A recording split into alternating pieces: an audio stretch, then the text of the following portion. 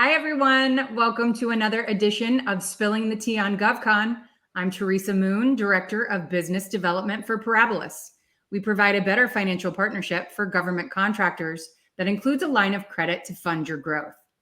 The purpose of this podcast is to assist small businesses with success in the federal marketplace by introducing them to industry experts and resources that they may not otherwise know about. Today, my guest is my new friend, Lisa Mundts, co-founder of the Pulse of GovCon. Lisa and I have too many mutual connections to count, but we were finally lucky enough to meet in person at Vets 24, which is held every year here in my hometown of Orlando. And Lisa participated in several discussions at the event to share her expertise in GovCon. I was lucky enough to catch some of that, and I thought we need to have her share that wisdom firsthand here on our show. So thought it was a great idea to have her come on and share some insights with all of you as well. So Lisa, welcome. Hi, so glad to be here. Awesome. And we just got to see each other this week. So it's nice to see you so soon again. I don't know about you, but I'm exhausted. It's been a week, but it always is. I wouldn't have it any other way. Yeah, I think we can always say that, right? Yeah. It's the new normal. No, I'm happy to be here. Thank you so much. Of course. Thank you. And so what I like to do at the beginning of the show every time is, if you wouldn't mind, take a few minutes, introduce yourself to our audience, share a little bit about your background and how it led you to where you are today. And then also please share some of the details about your business, the services and resources that you all provide to our GovCon community. Certainly. Hi, everyone. My name is Lisa Mundts. I'm the co-founder of the Pulse of GovCon. We are a research and advisory firm that specializes in what we call BD 360, business development from all sides, policy through proposals. We've been in business for the last 7 years. I have 13 years experience in selling to the federal government through a variety of different methods. How I got to where I am today is always an interesting question, because so many people end up in government contracting by accident. I didn't. Mine was very intentional. I knew at an early age that I was going to be doing this. I like to say I was the only 10-year-old who might not have known what it meant, but I knew that proposals made daddy tired. So I had been around this sort of procurement nomenclature for my whole life, and got into it after I needed to become an intern when I was getting my master's, by working at a small defense contractor. And I was thrown into proposal management. Again, I didn't really know what it meant. I just knew the term. From there, the last 13 years have really just tried to be a scholar of government contracting. And you know what? It's funny. I'm going to give a shout out to one of our mutual friends, Ton Wilson, who we just did discuss this week. And she made a good point and a good distinction where it's not only about being a scholar, it's also about being a practitioner. Mm-hmm. So we need to learn and we need to do. So we teach, learn, do, and that's what makes us well-rounded as individuals in this space. Right. I think, I love the fact that you own that you've always been into it, because I fell into government contracting back end, right? Like it just happened. As a matter of fact, I talked to my mentor this morning, who is the reason that I'm in GovCon. And so it's funny, things come full circle like that. And a lot of people have a story exactly like mine as it pertains to that. But you were born with it. I only know a couple of people like that. Chelsea Meggett, she's same thing, born into it in her rural world. And I think that's great. And I think because of that, you bring a different level of passion to it. And anyone that's ever seen you speak knows that. And so today, because of that expertise and because yours is a different spin, there are a lot of people that do business development, proposals, capture in our industry. You guys have, a different approach, and not so much that you've reinvented the wheel by any means, but I think your academia into practitioner, process is you have a unique approach. And so that's what we're focusing on today, because it's something different than anything we've talked about on this show. So I'm excited, because it's always nice to have some variety, right? Right. We've got enough monotony. So our topic today is writing in GovCon. It is, like I said, something that we haven't highlighted before. So I think it'll be interesting. So if people want to utilize your services, they know kind of how to come equipped to having that first conversation with you. So first one I've got for you is, how do genre conventions in government contracting differ from those in other industries? And what impact does that have on federal sales? Certainly. So I guess some additional context too, before we dive into that, and the reason that I care about this. When I was in school, I went to James Madison University here in Virginia for my undergrad and my graduate degrees. They are both in writing, rhetoric, and technical communication. When I was trying to pick a major, I actually asked my dad, I said, what should I major in? He said writing, because it doesn't matter what you do. Every single solitary company, industry, division, anything needs somebody who can write a dang sentence, put it together, make it grammatically correct, communicate a point and a need to persuade somebody to act. So I said, all right, fine, I'll do writing and rhetoric. And I'm actually continuing that right now, bringing up this idea of coming from an educational component. I'm not an academic by any stretch of the imagination, but I am currently pursuing my PhD from George Mason University in Virginia in writing and rhetoric. And I like to connect these things whenever I can. I bring up the rhetorical degree because there are, and everyone, please stay with me. There are 3 rhetorical heuristics to persuade. It is logos, pathos, and ethos. This comes from like ancient Greece way back in the day, right? These are not English words. Logos appeals to our logic. Pathos appeals to our emotions, and ethos appeals to our ethics. And these are the 3 components that you need to employ in order to persuade somebody to go with whatever it is you're asking them to do. So we start there at just this rhetorical foundation of communication. And a lot of you, I do business with the government. I've done this.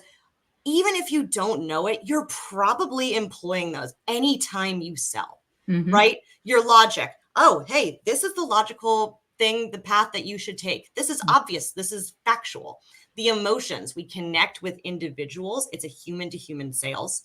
And so we need to connect with their emotions. And the ethos, the ethics, the background, the past performance, that we've done it before, so we will be a low risk in the future.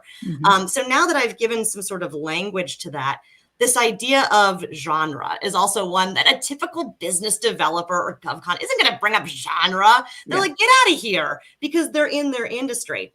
Genre is a category of artistic composition categorized by similarities in form, style, or subject matter.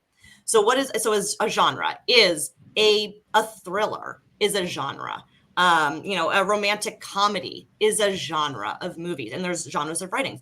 Proposals are a component of federal sales, and it constitutes a specific genre of writing. So that's my prime example on how do genre conventions in government contracting differ from those in other industries. Because what I mean is, when you're writing a proposal, you're not writing the great American novel.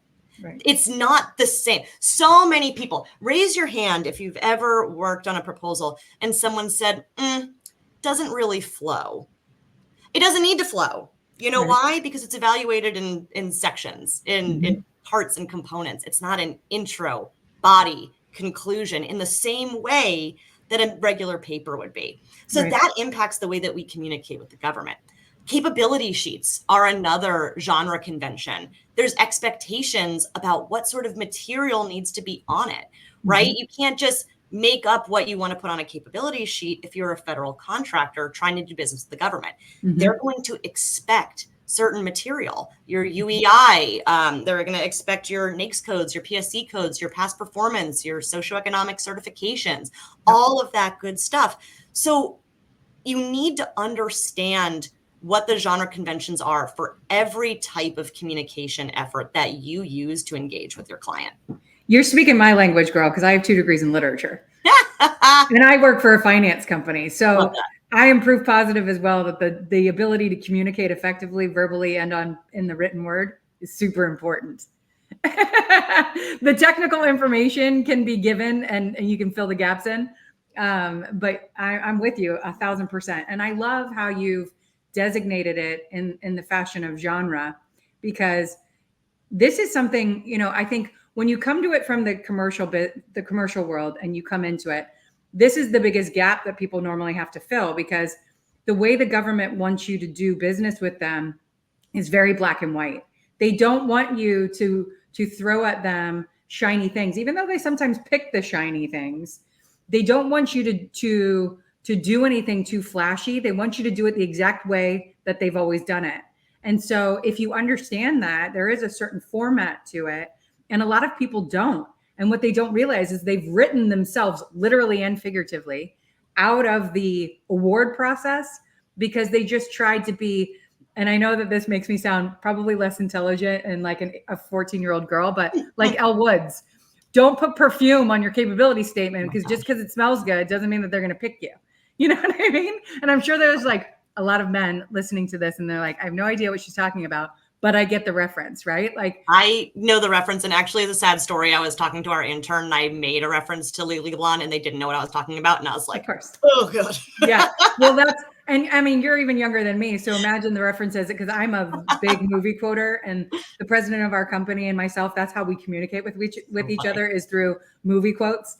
And when we do that in front of the young people in our office, they don't laugh because they have no idea what we're talking about.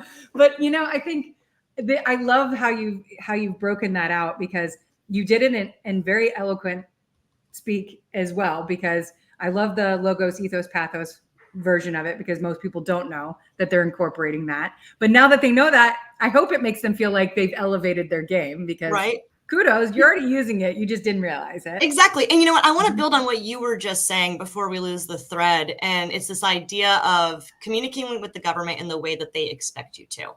So just as an example, there's a solicitation I read one time where there was a line from the government that said, excessive marketing propaganda will not be accepted. And I sort of guessed, I was like, propaganda? That's a strong word to use for your marketing collateral. But they were very serious about not wanting to see it. And similarly, you talk about flashy items. I've talked to a primarily commercial firm.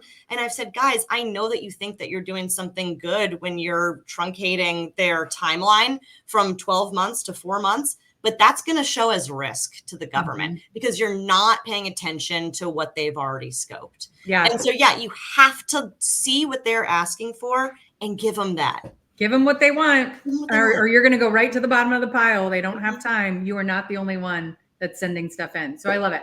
Okay, because we got more good stuff. So next one is, what are common ways industry can communicate with federal customers? And what's the legal implication of those methods of communication? So I love the legal implication part of the question because there are rules and regulations on how we interact with our federal buyers. There's bribery acts that they need to watch out for. There's gift thresholds that you need to be mindful of. You can't be wining and dining them the same way that you can be on the commercial side. Trust me, I know the reason I went into business myself is so other people would wine and dine me. And it is my primary driver, people. Let that be known. So I joke, but so there's different ways that we can get in front of individuals. And people talk about this idea of walking the halls, and that doesn't happen anymore. And I don't know if I ever believe that it did happen. It might have happened. Speaking of Ton Wilson, she was click-clacking down those halls. Yeah. So I know that at least some people did it because she definitely did. Some very tenacious people. It might not have been the approach for everybody, as it has been sort of lauded, right? So it's how do we get in front of them? And now a lot of people on federal sales side don't actually consider, I just got off a phone call with an individual who said, our marketing and our sales department are completely separate. And I just put a knife in my heart because why? Marketing and sales are directly connected. They're not to be conflated. They're not the same. Right. But they should be connected and they should work in tandem. So you're going to have marketing. You're going to have events. That's how you're going to get in front of your customers. You're going to have the direct communications with them too. But it is different because it's not just cold calling too, right? Like you can't just reach out and say, give me money, please, which trust and believe, I've seen plenty of individuals attempt. It doesn't work. It doesn't sit well with you. So just like with any other type of sales, you have to do your due diligence before reaching out to a customer. You have to know who they are, what their priorities, wants, needs are, all their biases, whatever they may have in advance of that conversation. We always talk about doing the research too, find out what they procure, where they buy through, what they buy. Are they buying what you're selling? If they're not, then they're probably not the right person to connect. I think that is such a huge key. We have talked about that before, but it can't be said enough. I can't tell you how many times I've stood, I work the circuit conferences, and these large primes and agencies are sitting there. I watch people walk up with their capability statement and say, "We're ready to work for you." And I've heard directly from the small business director's mouth saying, "Well, what do you do?" And they're like, "Anything you need." And it's like, "Oh No. my gosh." And then I No. just, the mom in me walks over, wants to walk over and be like, "Come with me for a couple minutes and let's rework that. And then let's go to a different table and you practice it again. We'll role Right. play it, because it is so important that you do market research to find out if what you do aligns with the mission of whoever it is that you are attracted to as a buyer. Otherwise, you have hired someone like you and I, right? I used to do it formerly and for contractors, you still do it, hiring someone like us to go out and spend time soliciting people that you're paying for us to do, and it amounts to nothing. So you're paying top dollar for no results, essentially. Well, and it's also just narrowing the scope in the field. And I Mhm. can't tell you how many times I've spoken to somebody and I've said, "Who's your customer?" And they say, "The federal government." And I say, "No, they are not your customer." Who in the federal government? You can't just be the entirety of the federal government. You will spin your wheels. Even the big boys do not Mhm. say the entire federal government. They Right. have portfolios, they have targets, they know exactly who they need to be reaching out to. And it's Mhm. not, you can't be everything to everyone at every time. And Right. that is sort of the plight of the small business owner. And Mhm. because and when you start out, that might be true, Right. right? It might be, "I'll do whatever you need," but that's not what you say. Right. There's Mm-mm. some people even now that come to our firm and they say, "Do you do that?" And it goes, "I haven't before, but I could. And here's what it would cost." Right. And then that's up to the customer to determine whether they want to move forward with you or not. Now, the government typically not going to do that because of the risk factor. Mhm. And showing where you've done it in the past is their indication of how well you'll do Speed. in the future. Yep. And I think we run into that a lot. I have conversations with business owners that haven't yet been awarded their first award.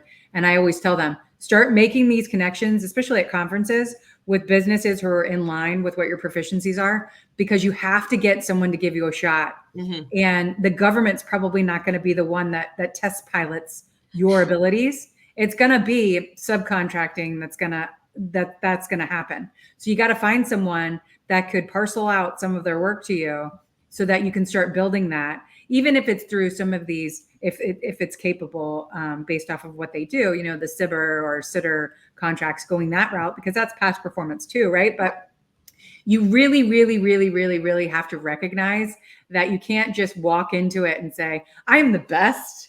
I'm the best." Like, I'm glad that you're confident, because that does go a long way. But I had a lot of "oh, honey" moments like that too at yeah. vets, where people were like, "I have this. How long will it take me to sell to the Department of Defense?" And I said, 3 to 5 years. Hmm. And they said, "No." And I said, "See you then." Yeah.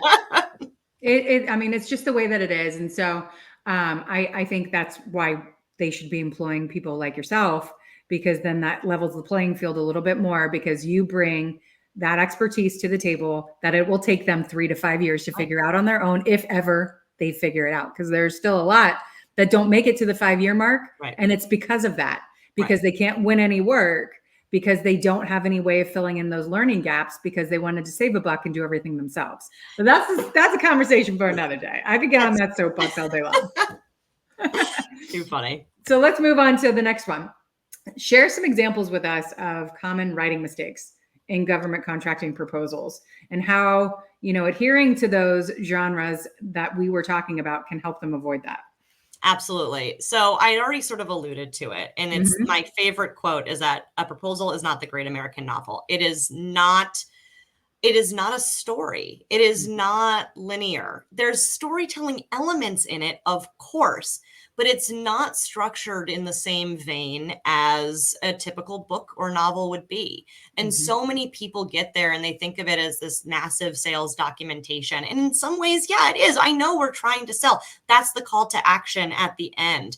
Mhm. But it's more segmented, it's more parts and parcel. There's the idea of compliance. There's the idea of it's not a proposal is not read, it's scored, it's evaluated. It needs to meet the check boxes before anything else. And so many people will start their proposal and they'll say, oh, well, it doesn't make sense to talk about this section before this section. And that might well be true. But guess what? The government's numbered that 1, 2, 3, and 4. You need to answer it 1, 2, 3, and 4. I don't care if it means 4 and 3 sound wonky. You are going to have to figure out how to make it work, because that's the convention that we're working with it. That's what a proposal is. So many people choose to treat a proposal like it's something else, like it's supposed to be for suggestions. And like, look, you can give alternate solutions. You can do an alternate proposal if you want to. And it sometimes there's the burden of knowledge on it too, especially if you're the incumbent. I've had a lot of people say, well, they're not even using that software that's referenced in the PWS anymore. Well, guess what? They're asking for you to know how to use it on this contract, on this bid, on this competition. You can figure out a way to try to get it changed. And also, if you didn't get it changed in that shaping area, then that's on you. Then you're late to the game. You're late to the party, or maybe you don't have the relationship that you think you did. So don't use a proposal as an opportunity to tell the client, one, who you are, because they should already know. I've seen some proposals that have 5 pages of executive summary just talking about how good the company is. Who cares? Nobody is reading. I'm not reading that. You know why? Because it's not what's been requested. And all of a sudden that's going to get thrown out. So just meeting the requirements, recognizing that a proposal is an application, period, point blank. That's what it is. You are applying to win this contract. And yes, you need to persuade them. Those things still need to be integrated, but they need to be integrated inside of that primary format of what a proposal is, and not the other way around. Because there is a rubric, right? I mean, I was a teacher, and if I give my students a rubric and they decide to change the way that they're going to format their work, it's going to affect their grade. So if you look at it from a scoring aspect, if you want to get an A as an award, you better do it the way you're told. I mean, love that. You know, it is funny because I like to say I'm a solicitation literalist. So I take everything at freaking face value when it is in the solicitation. If it says it, that's what they want in the direction that they want it. And it is different than regular writing. So being back in school is jarring for a lot of reasons, but I still treat every paper like a proposal. And my teachers are like, Lisa, you have creative liberty and license. And I say, in the instructions, it says you want these 4 points. Guess what? I'm going to write to these 4 points. Unless you give like a breath where I can say, you know, or add whatever makes sense to you, because I'm going to take the instructions very literally. Well, and that's not a bad thing either, because I think you've got amazing professors, obviously, but we all know that especially in something as subjective as writing and rhetoric, they want you to tell them exactly what they told you in class, but with your own like approach to it, your voice, but tell me back exactly what I told you to know from this. So who are we kidding, right? Like I said, I've been there too. My master's degree in literature didn't serve me wrong in the fact that they still wanted me to be passionate about what they were passionate about. You know, and you bringing up being a teacher, I think is really important. I use an anecdote all the time when it comes to explaining compliance. And I was a kid in the 90s, and there was this commonality in everything for me in elementary school, where every single teacher once a year would put a test in front of us, and it would say, fill in your name, and there is instructions. And it would say, do not fill out the rest of the test. If you fill out the rest of the test, you will fail. People would skip over the instructions and start doing what they think was expected of them instead of what they were instructed to do. And I always think about that from a compliance perspective in proposals. Yeah, reading is important. Reading is fundamental. I love it. Okay, so let's move on a little bit. How's the rise of digital communication tools? And there's a lot of them. We talked about it a lot this week at the conference that we were at. So digital communication tools and platforms, how has that influenced the way we write and communicate in GovCon? Absolutely. Well, first and foremost, there are more communication channels than we've ever had. And there's more ways to connect with our customers virtually than we did before, whether that's through virtual events, whether that's through social media, LinkedIn being very popular, X/Twitter sort of falling off the scene, but it used to be a really hot place for contracting officers to post for things like market research. Not to say that agencies aren't still using it, but I just think it's an absolute dumpster fire. So I try to avoid it every now and again. But just the social media that we have, the digital channels, there's things like GSA Interact, where we'll have opportunities to connect. You'll see for some of the larger procurements, they'll have their own sites where you can have like chat functionality and everything like that. There was at some point DHMS had a Hive, and that was another location. So agencies are starting to get more creative about, one, how we communicate with industry. And then from sort of a content creation and a writing perspective, I mentioned before, my dad always said, someone always needs someone that can write and someone that can outline and someone that can communicate. Well, now AI and tools are doing that for us, better, faster, cheaper. I am not one to ignore the changing tides. And I would say, especially for small businesses that are trying to do it all, leverage those tools. Things to think about. ChatGPT I've asked it for 25 iterations of specific marketing campaigns. When you're trying to churn content like that, I've asked it to outline my thoughts on statements of work and on papers. I've asked it to rewrite an email for something that I didn't feel comfortable in, like the subject matter, one, the tone, and also the subject matter. I mean, even so much as to, hey, I need to reject some intern applications. What do I say? I don't want to hurt them. I want to be gentle, but I want to be clear on why. Ask the internet. You shall receive. So we just have so many great tools at our disposal nowadays that it's incumbent on contractors to use, so that if you don't feel like you're a good communicator, you can do it better. Yeah. And I think, important to note, there are a lot of options and they're not all the same. Right. Yes. I was having a conversation with someone just this week about the differences between them, and that's important, right? Because if someone is working for that platform, of course, they're going to say that theirs is the best, but there's a lot of differences and a lot of levels. So some are more expensive that might not necessarily provide as much as some that are less expensive. I think we live in a world of, if you pay more for it, then that means it's better. And it's not always the case, right? And so it's definitely good to do research and to ask people, what are you using? What are you using it for? How effective has it been for you? And then ask how much you pay, right? And it's so funny because there's so many options, right? Like I just mentioned ChatGPT because it's like the free, easy thing. It's baby's first AI, right? Yeah. If you're trying to get comfortable with developing prompts, just use baby's first AI, and there's nothing wrong with that. But then there's some technologies that I'm learning more and more each day. One of which I thought was so funny. It apparently is like a personality analysis where you can put in your customers and it will track their interactions on social media and tell you how you need to approach them when you communicate. Are they more serious? Are they more fun loving? What's the tone that you need to use in this particular sales instance? So I can only imagine that things like that are going to become more and more popular in our industry. Yeah. It's kind of scary, but hey, horrifying. We're all about making, working smarter, not harder. And this is going to be an element that we use to do so. So I think that's awesome. Last thing, I always like to ask everyone to leave us with some tips, words of advice, little nuggets, anything that you can share with our audience. Just any nuggets. Oh my gosh. I think it's take everything with a grain of salt. And maybe that sounds ominous, and it's because it is.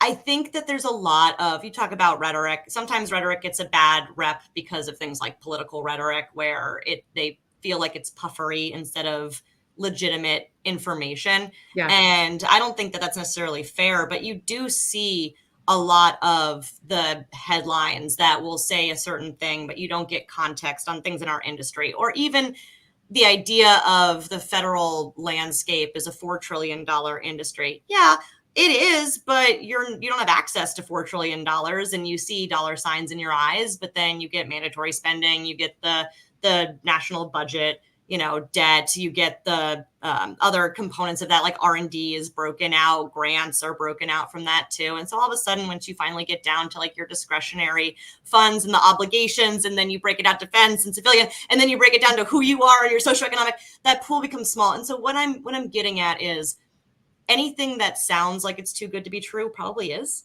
Yeah. And listen to your mama.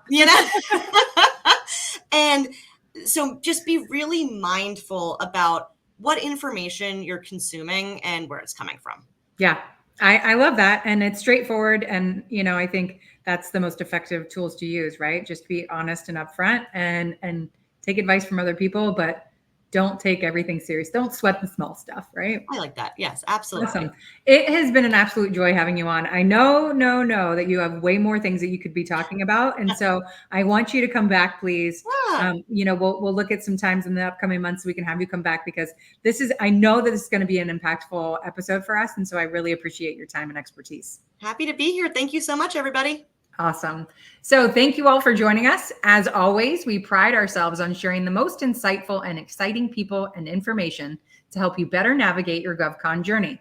If you like what you heard today, you can see all of our past podcasts, which are archived on our YouTube channel by the same name. Stay tuned for all of our future guests in the coming months as we help you grow to great heights in the year ahead. I'm Teresa Moon, and this is Spilling the Tea on GovCon. Have a great day, my friends. Bye.